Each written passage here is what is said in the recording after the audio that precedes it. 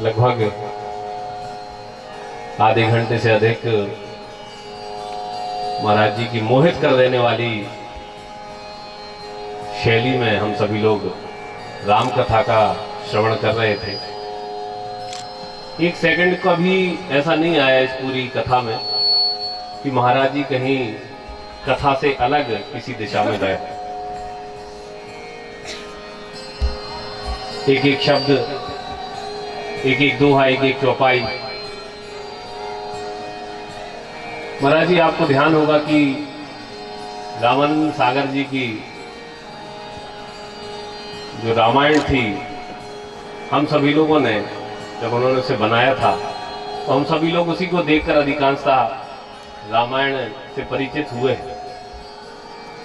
और आज जब महाराज जी पूरा प्रसंग सुना रहे थे तो हमें ऐसा लग रहा था कि उस अयोध्या के महल में, उस अयोध्या में हम लोग हैं और यह सारी चीजें हमारे सामने घटित हो रही। ननिहाल से भैया भरत आए हैं अयोध्या और लोग उनके आसपास से निकल रहे हैं। कितना सुंदर चित्रण महाराज जी ने किया। उसके बाद माता कैकेयी से किस प्रकार का संवाद हुआ और उसके बाद माता कौशल्या कैसे भरत को सांत्वना दे रही थी। अद्भुत महाराज जी, अद्भुत। अब हृदय का कष्ट यह है कि आपकी इस पूरी जी मोहित कर देने वाली, आकर्षक, एक तरह से जिस प्रकार से हम सभी को सम्मोहित करके आप लोगों ने रखा था, उस चीज को छोड़कर मुझे जाना पड़ रहा है। यह मेरे लिए कष्ट का बात है और मेरे लिए दुर्भाग्य की बात है। बहुत ही सुंदर। देखिए, कथा तो हम सभी लोग कई बार सुनते हैं।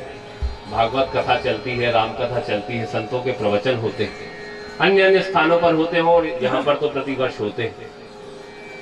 लेकिन यह कहने में मुझे कोई संकोच नहीं है कि बहुत कम ऐसे कथावाचक होते हैं, ऐसे संत होते हैं जिनकी वाणी हमारे हृदय में और हमारे मन मस्तिष्क पर घर कर जाती है, जिनकी छाप ऐसी अमिट होती है कि उन्हें वर्षों तक हम याद करते हैं कि किसी संत की कथा हमने सुनी थी। लगभग प्रतिदिन महाराज जी किसी न किसी भागवत कथा में, किसी न किसी प्रवचन में मुझे जाने का सौभाग्य मिलता है और मैं अक्सर यही देखा करता हूँ। कई जगह तो मैं टाइम पास करने के लिए बैठा रहता हूँ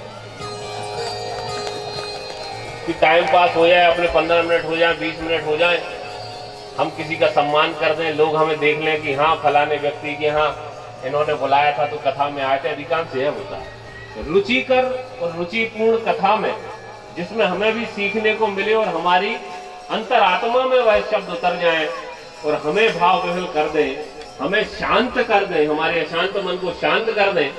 ऐसा महाराज जी बहुत लंबे समय बाद आपको सुनकर परम पूज्य महाराज जी के चरणों में कोटि कोटि प्रणाम करता हुआ